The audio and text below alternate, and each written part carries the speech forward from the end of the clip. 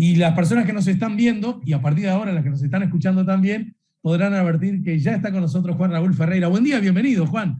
Buen día, Ale. No sabía que Juan estaba enfermo, pero al principio cuando empecé a sentir los saludos pensé que era yo. Digo, tendré cara de enfermo, me miraba, pero no es nada serio. No, no, te lo cuento bien rapidito para no aburrir a la gente, pues ya lo he contado en la medida que ha aparecido en cámara. El domingo, con mala pata para él, en el día del festejo de su cumpleaños, le vino un dolor muy fuerte a nivel del cuello, fue diagnosticado como tortícolis, pero en su momento nos inquietamos porque era muy fuerte el dolor, lloraba mucho, estaba muy angustiado, repito, en el medio de su cumpleaños, mientras él que organizó en una cancha, que pidió que lo hiciéramos en una cancha de fútbol porque le gusta jugar al fútbol, sus compañeros estaban jugando al fútbol y él no, ¿verdad? Bueno, pero después ese aspecto tuvo su contrapartida linda porque le rodearon y estaban pendientes de él cuando vino el médico, etcétera, etcétera. Bueno, la cosa ha Le evolucionado mandás bien. un abrazo grande del tocayo. Se lo voy a dar. Ha evolucionado bien la cosa, sin embargo, nos han pedido los médicos, porque lo han visto más de uno, que seamos un poquito conservadores, que todavía no vaya a la escuela, que se quede quieto, le mandaron un collarín, y no se descarta la posibilidad de hacerle un estudio a ver si hay algo que no que ayude a solucionar la tortícolis, sino que explique el por qué ¿Qué le ocasionó? por qué pasó lo que pasó, exactamente. Claro, Bueno, Juan querido, yo le contaba hoy, se lo decía del mismo modo que lo hablé ayer contigo, ¿verdad? En general nosotros no hablamos cosas muy distintas en el off, te diría casi nunca, pero yo quiero decirles a los oyentes lo que ayer le dije a Juan, que en el marco de esta muy importante discusión que se está procesando a propósito de la elección de las autoridades del Consejo Directivo de la Institución Nacional de Derechos Humanos y Defensoría del Pueblo, los desencuentros que a nivel legislativo se está teniendo el sistema político para ponerse de acuerdo, la forma en que han sido designados los candidatos, lo que ha merecido observaciones de organizaciones sociales. Ayer Juan Sereta conversó con nosotros sobre el tema, y la verdad que me parece desacertado de cualquier punto de vista que teniendo a nosotros a Juan Raúl Ferreira, columnista desde antes que exista la Institución Nacional de Derechos Humanos. Exactamente. Después, integrante de la misma en su primera comisión directiva, consejo directivo.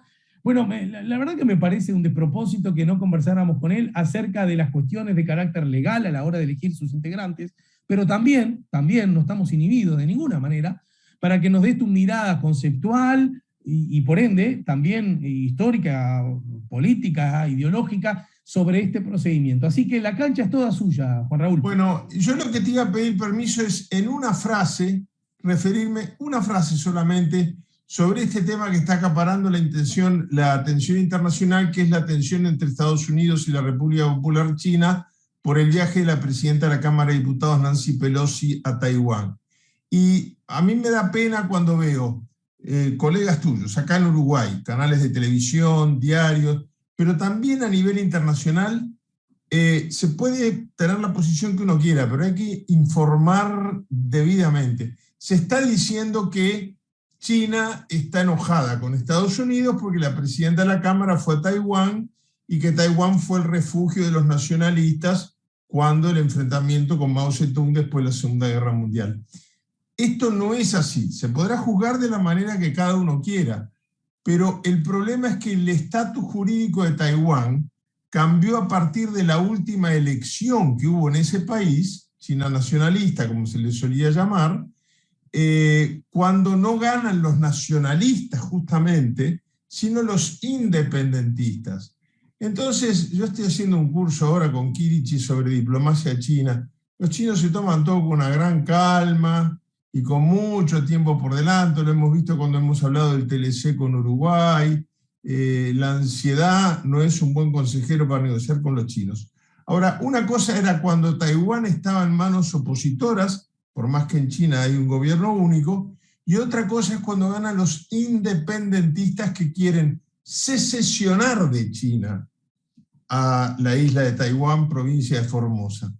Ese es el problema. No es que Taiwán no reconozca el gobierno de Pekín y Pekín reconozca el de Taiwán y que las Naciones Unidas... Quizás la semana que viene, como el tema va a seguir, lo podamos hablar, pero yo quería hacer esa aclaración.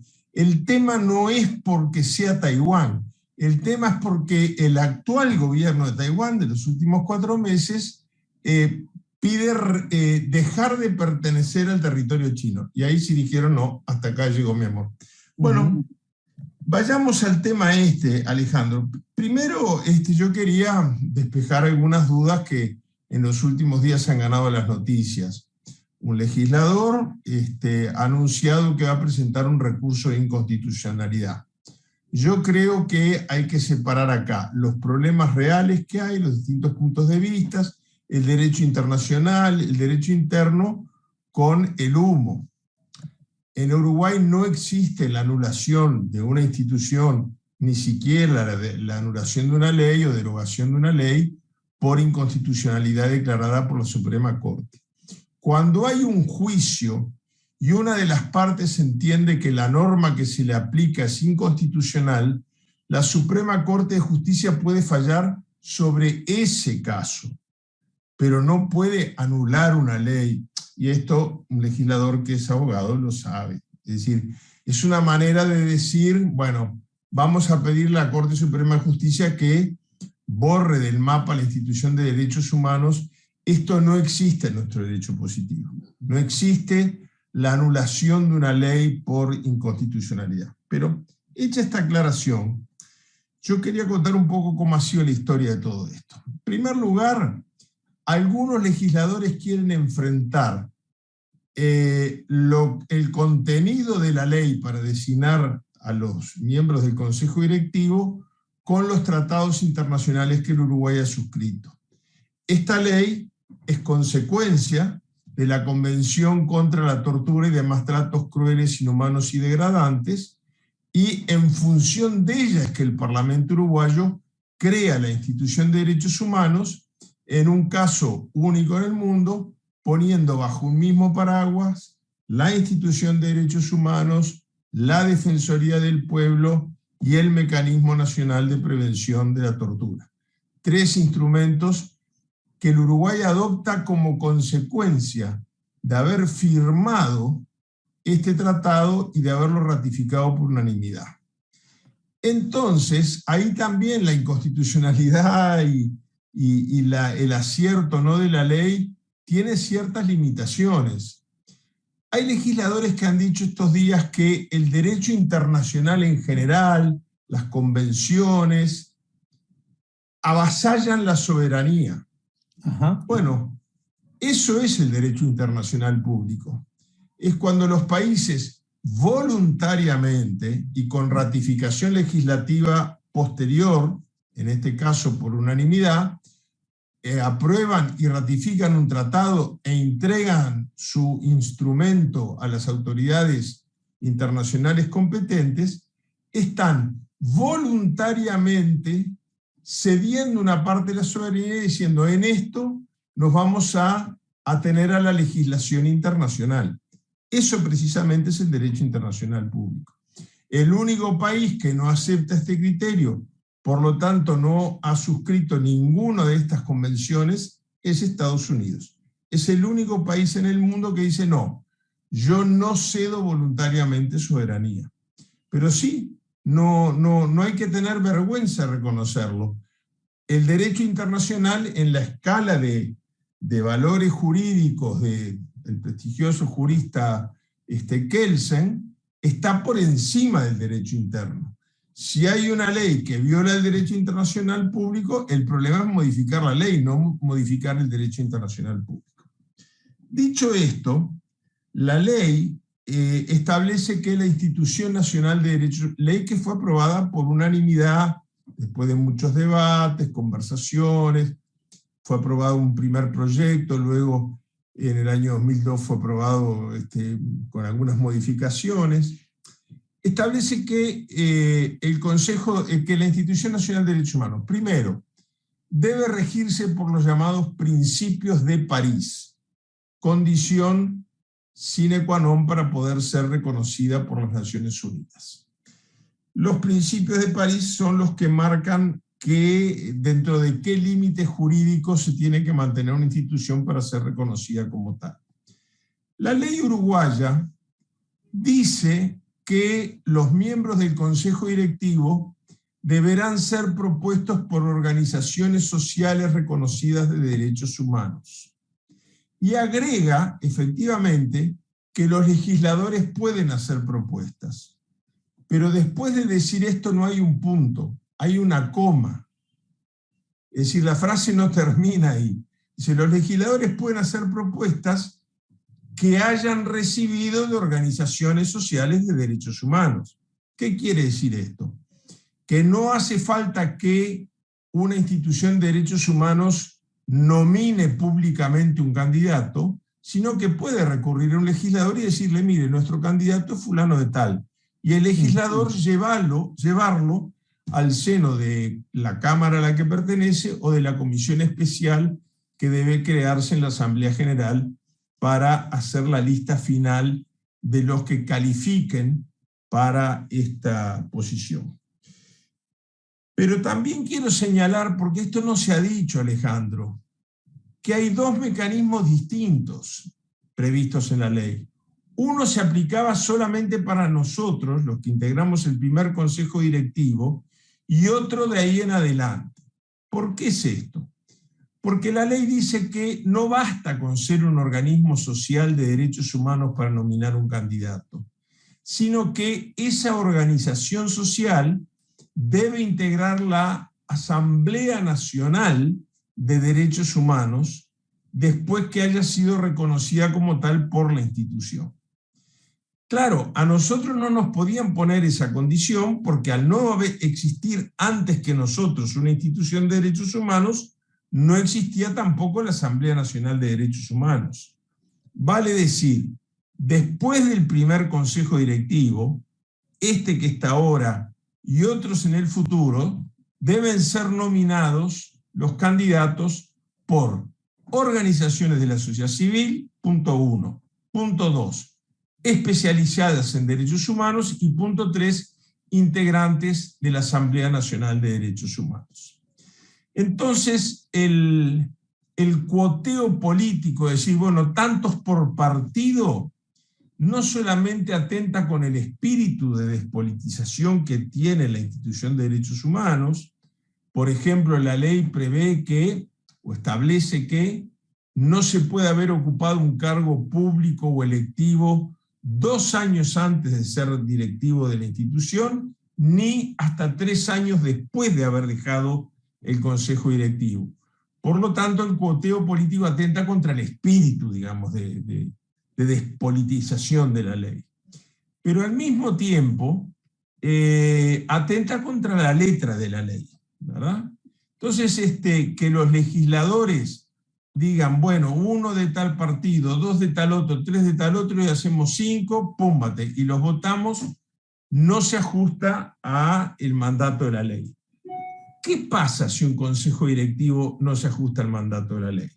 Bueno, a la doctora Mirta Guiance y a mí nos tocó, en nombre de todo el consejo directivo, negociar el reconocimiento internacional de las Naciones Unidas de la Institución Nacional de Derechos Humanos. Yo lo que te puedo dar, Ale, es fe y testimonio de la alta vara con la cual miden el estricto cumplimiento de todas las condiciones para que la institución sea reconocida.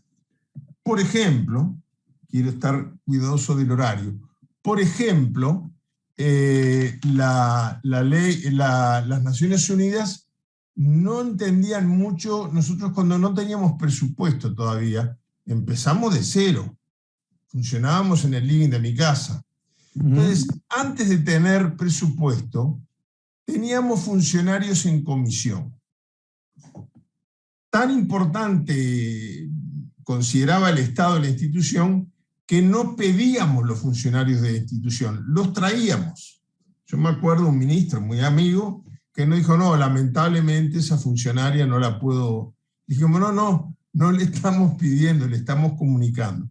Es la única institución que en ese periodo de transición elegía a sus funcionarios y se los llevaba en comisión. Y las Naciones Unidas nos decía, ¿qué es esto de la comisión? El funcionario va a depender del organismo de donde viene o de la institución. Lo pongo como ejemplo de cuán severo es la medición de la independencia de cualquier otro poder del Estado que tiene que tener la institución de acuerdo a las Naciones Unidas.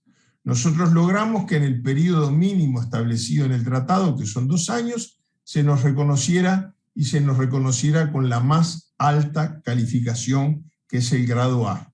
Generalmente el grado A se da al 4., 5. o 6. año de funcionamiento si se cumple estrictamente con los principios de París.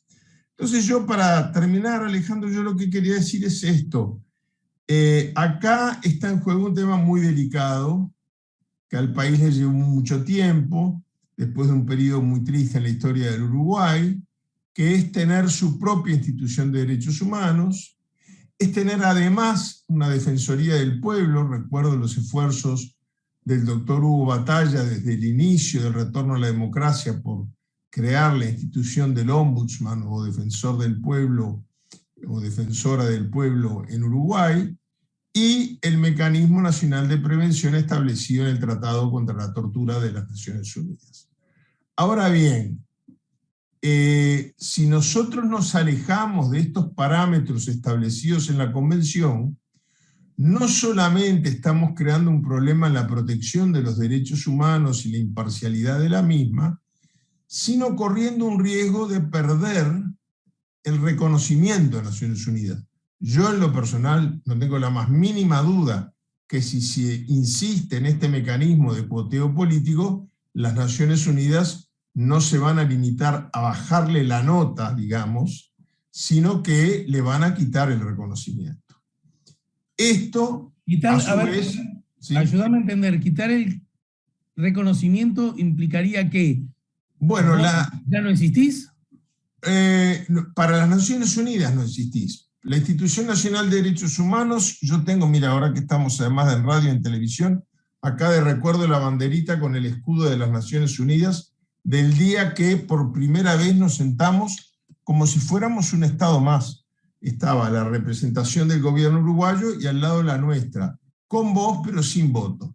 En el Consejo de Derechos Humanos, en la Comisión y el Comité de Derechos Humanos, y también en el examen periódico universal sobre derechos humanos a los que cada país se somete cada 4 años. Entonces, todo eso se perdería. Y obviamente, tú sabes que yo estaba leyendo un informe muy interesante de American University, donde dice que las calificadoras, no de riesgo, pero sí de recomendación de inversión a los empresarios privados, este ya es otro plano distinto del de los derechos humanos, que me parece el más importante. Pero además está este.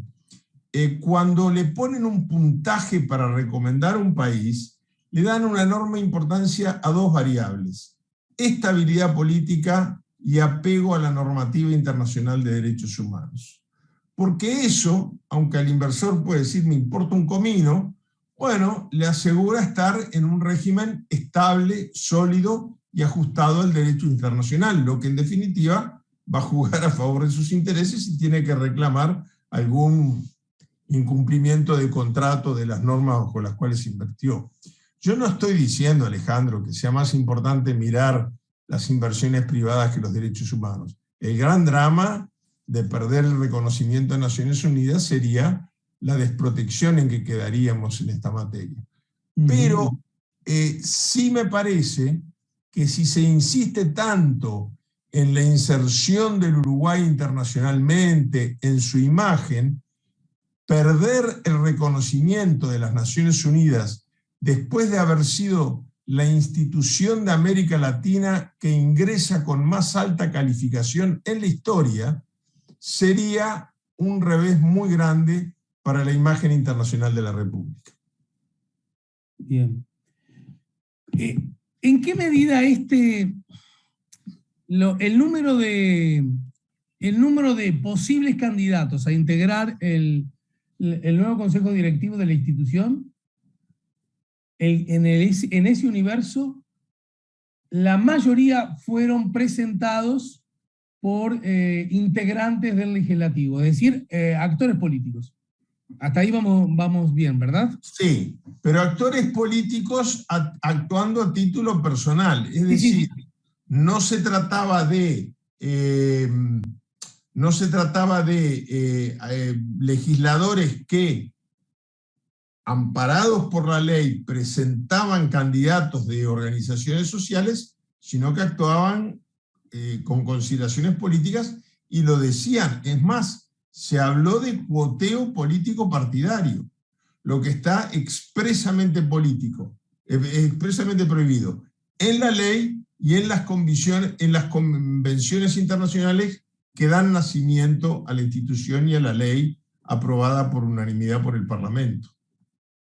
Bien, bien, bien. En todo caso, esto que está ocurriendo ahora, ¿en qué medida dialoga, en qué medida se explica con la inocultable, desde que asumió el nuevo gobierno, el gobierno actual, eh, mirada desde muy crítica hasta negacionista, o que expresa evidente disconformidad a propósito de la acción, incluso de la existencia de la institución? ¿Cómo puede leerse este hecho, si es que puede leerse vinculándolos? Bueno, a ver, si el gobierno y la bancada de la mayoría insiste en este camino, no va a haber un nuevo consejo directivo.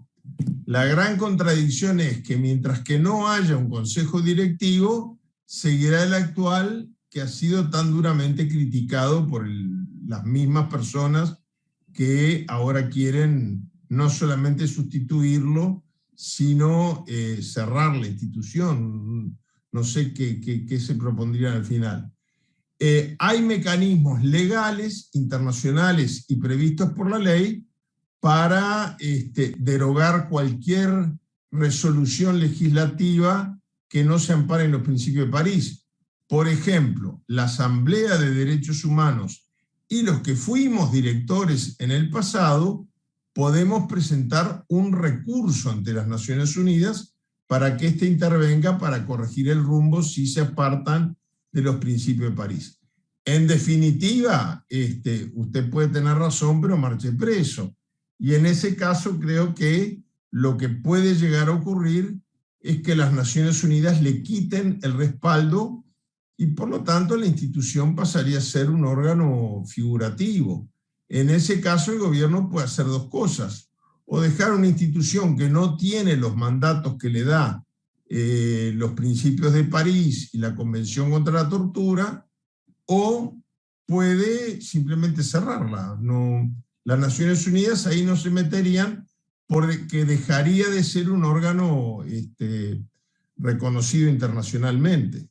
Y vos, Juan Raúl, ¿qué pensás que va a ocurrir? Porque en pocos días más se volverá a juntar la Asamblea General, esta vez requerirá solo de mayoría simple, es decir, podría llegar a darse de que solo con los votos del gobierno se elija la conformación de la institución. Si toda la bancada de gobierno vota los mismos 5 candidatos, la ley lo que dice es que en las primeras 3 votaciones, los 5 candidatos que vayan a ser electos tienen que tener más de 2/3 de los votos. Si no fueran los 5 los que obtienen esa mayoría especial, la segunda mayoría especial es la mayoría absoluta. Daría la impresión, por las distintas posiciones que hay, que eso no se cumpliría. Si se diera, y bueno, estaríamos ante, en el plano internacional y en el plano de defensa de los derechos humanos, en un revés muy grande. Cuesta mucho construir, ¿no? Yo me acuerdo el orgullo con que, esto lo hablamos mucho con mi querida amiga, la doctora Ayance, el esfuerzo titánico que fue arrancar de cero. No teníamos ni tarjetas impresas con nuestro nombre ni con qué pagarlo salvo nuestro bolsillo. Y dejamos una institución funcionando con personal especializado. Yo allí tengo de recuerdo, acá mirá, la Universidad de Alcalá, que hizo un convenio con la institución para preparar en materia de derechos humanos a su personal, quiere decir que es un personal altamente calificado, pero que ha ido acumulando experiencia. Recuerdo, por ejemplo, nuestro esfuerzo para, sin violar el principio que dice que no se pueden delegar funciones, abrir bocas de recepción de denuncia en todo el interior del país, a través de los centros MEC, a través de la UDELAR. Preparábamos funcionarios que explicaran a la gente sus derechos y recepcionaran las denuncias para transmitirlas, porque las competencias del Consejo Directivo no son delegables. Bueno, a veces destruir lleva mucho menos esfuerzo que construir.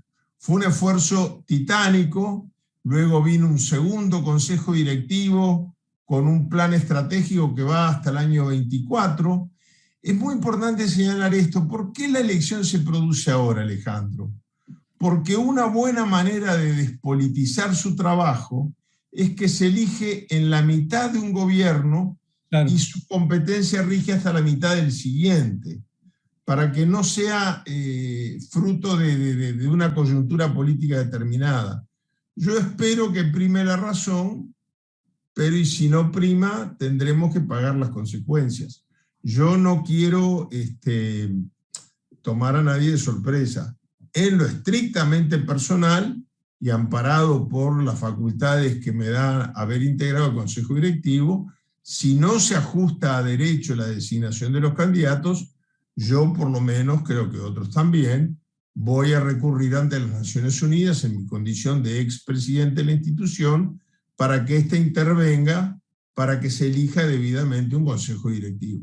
Pará. Entonces, ¿estás anunciando que harías eso? Sí, absolutamente, porque bueno... Pero quiero entenderte y quiero que nadie quede fuera. En caso que se elija, ¿de qué modo haría posible tu intervención?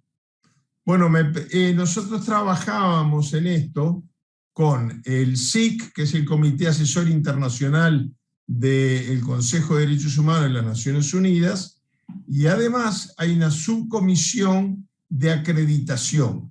Estos dos organismos son los que te dan las facultades que prevé la convención o te la quitan. Creo que todos además pagamos el país, pero además cada uno de nosotros. ¿Yo por qué no figuré en ninguna, más allá de mis opciones políticas, que algunos consideran acertadas y otros no? ¿Por qué yo no fui candidato ni siquiera a edil? Y porque estaba inhibido ni siquiera a integrar el Banco de Previsión Social, donde el mandato es constitucional.